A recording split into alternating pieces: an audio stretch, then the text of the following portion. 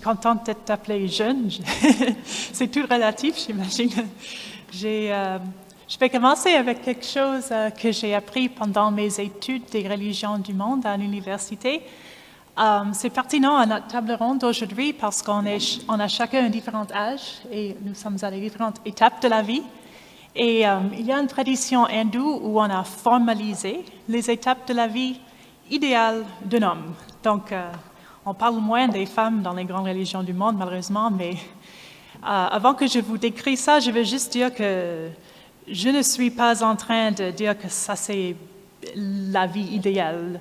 Je sais qu'il y a plein de chemins de vie et tous les différents trajets qu'on peut prendre sont également valides et légitimes, mais je trouve ça quand même intéressant comme concept. Donc, avec la compréhension que ce n'est pas prescriptif, ça, on dit qu'un garçon qui fait la vie idéale commence comme étudiant, il reçoit une éducation générale et aussi religieuse, et puis, rendu adulte, il se marie et il devient maître de maison. Pendant cette période, il s'occupe des enjeux familiales, financiers, pratiques. Il doit travailler pour supporter sa famille. Et puis, pendant les 2 dernières étapes, il commence à s'éloigner les affaires de ce monde et préparer pour un genre de transcendance suite à la mort. Donc, pourquoi je parle de ça? Qu'est-ce que ça va faire avec ma vie à moi? On pourrait dire que jusqu'à récemment, je vivais la vie d'un étudiant avec une orientation spirituelle d'un étudiant.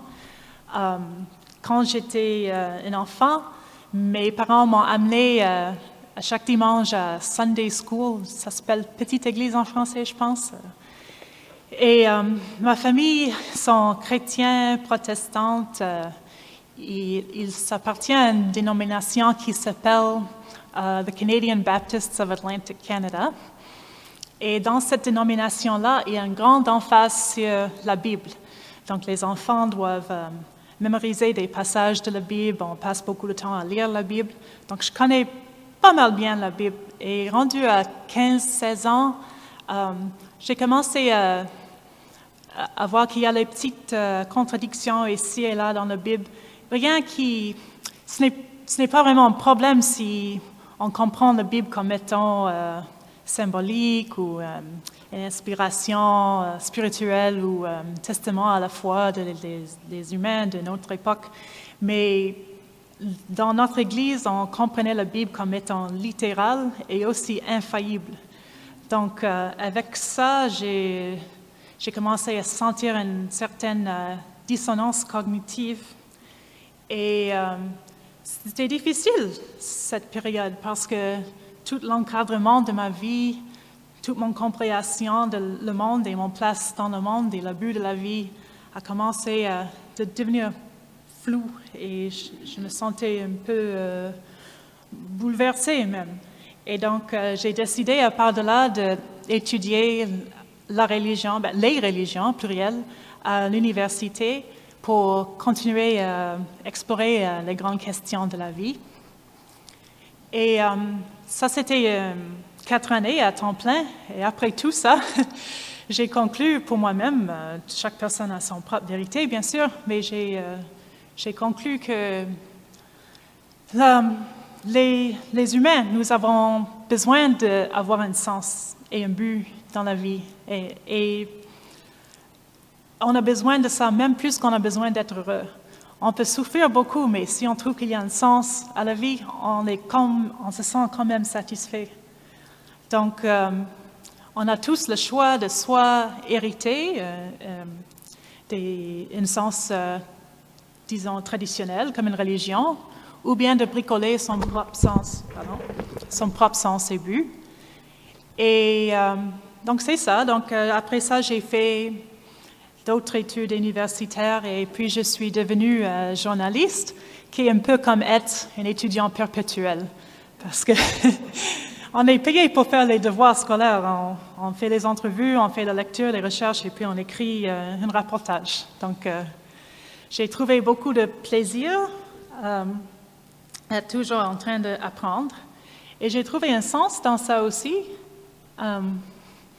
Parce que je pense que le sens que j'ai trouvé dans ça, c'est bien résumé dans cette citation de Carl Sagan, qui est un de mes penseurs préférés. Il parle du fait que nous, les êtres humains, il utilise le langage masculin parce qu'il écrit dans 1960 quelque chose, mais ça applique à les femmes aussi, bien sûr. Donc, il dit que l'homme,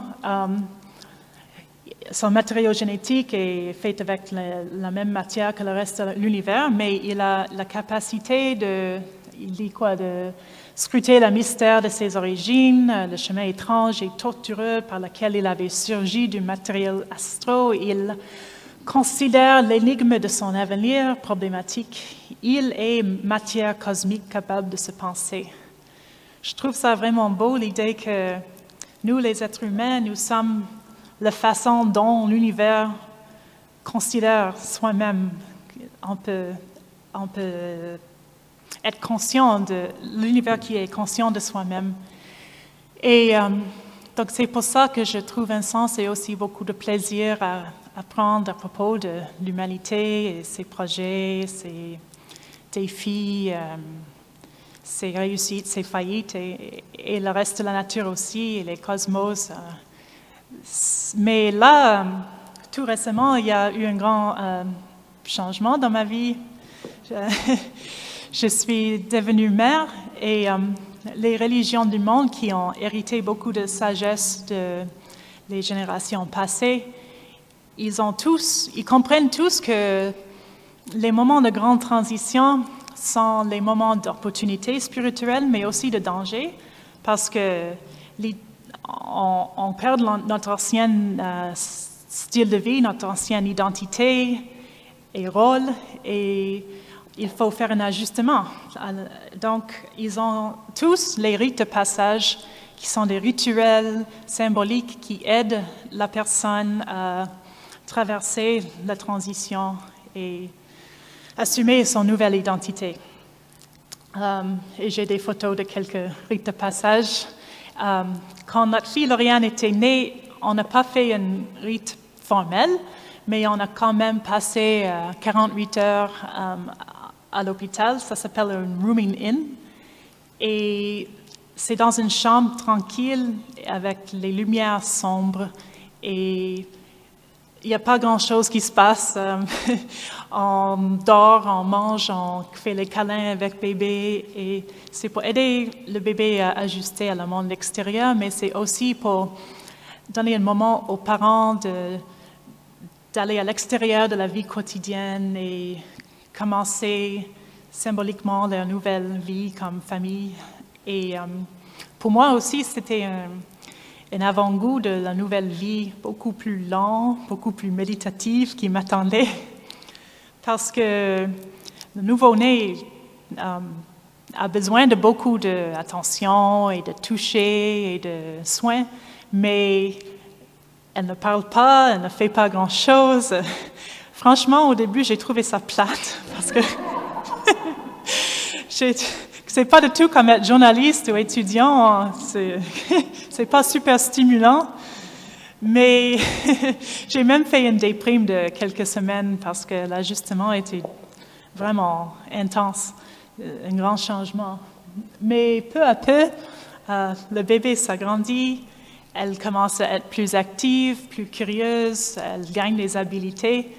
Et moi, de mon côté, j'ai amélioré mon habileté de rester présente avec le bébé et d'apprécier tous les petits changements subtils que le bébé de son développement. Par exemple, avant chaque grand moment qui est très évident, comme le bébé peut s'asseoir, maintenant elle se met debout, elle peut marcher. Il y a toutes ces positions transitoires comme préparatifs qu'elle utilise pour pratiquer avant de ces moments-là. Donc, si par exemple, un jour, je vois qu'elle fait la position numéro 12 20 fois par l'heure, ça veut dire qu'elle se prépare pour pouvoir s'asseoir. Et c'est un peu la même histoire avec les mains. Comme au début, ils sont complètement au hasard et elle se frappe sa tête et elle ne comprend pas. Et puis, elle devient capable de prendre les objets avec tous ses mains et après ça, avec seulement son pouce et son index. Donc, il y a toutes sortes de choses évidentes ou subtiles qui changent chaque jour. Et je suis devenue plus comme la personne qui est décrite dans la citation en haut de Maria Montessori, qui est une femme extraordinaire qui a étudié les enfants et les a observés pendant des heures et des heures et des heures. Et elle dit que la personne qui observe patiemment sans s'ennuyer acquiert une force intérieure qui doit avoir été acquise par l'exercice. Et c'est vrai, c'est comme un muscle qu'il faut développer parce que je ne sais pas si tous les bébés sont comme ça, probablement, mais Lauriane, si je commence à penser à d'autres choses et je reste comme ça pour trop longtemps, elle se rend compte que je ne suis plus là avec elle. Elle n'aime pas ça. Donc, elle est une très bonne professeure de méditation. Elle me force de revenir à l'accompagner. Et il y a les récompenses à développer ce muscle-là, parce que, comme Montessori dit dans la deuxième citation, que malheureusement, je n'ai pas pu trouver en français, mais les bébés ont un esprit, ils apportent de l'attention à tous. Tous les intéressent, c'est vrai, comme le jappement d'un chien, un contenant de yogourt, comme n'importe quoi, c'est comme la chose la plus fascinante du monde. Et c'est très évident ils trouvent la joie simplement dans être vivant. Tous les jours pour le bébé, c'est un grand événement qui est super intéressant, super excitant. Donc, je sais que ça ne va pas toujours être comme ça. En septembre, Lauriane va aller aux garderies et moi, je vais retourner au travail et ça va être encore une autre transition. Mais jusqu'à maintenant, je trouve la maternité, c'est un défi spirituel. Ça me demande de rester ancré dans le moment immédiat et la réalité concrète qui est juste devant moi. Et je pense que mon esprit est enrichi pour ça. Je sais qu'au moins, juste comme Lauriane, moi, je suis devenue une nouvelle personne.